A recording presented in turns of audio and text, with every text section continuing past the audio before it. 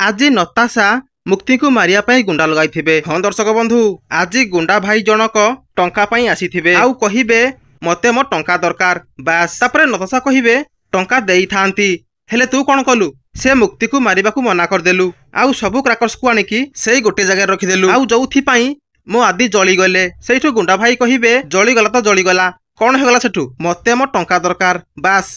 आउ नताशा कहिबे तू मो काम जतेबेले करिनु तते मु टंका कौन पाई देबी? तते मु गोटे टंका भी देबिनी, जा पळा आठु।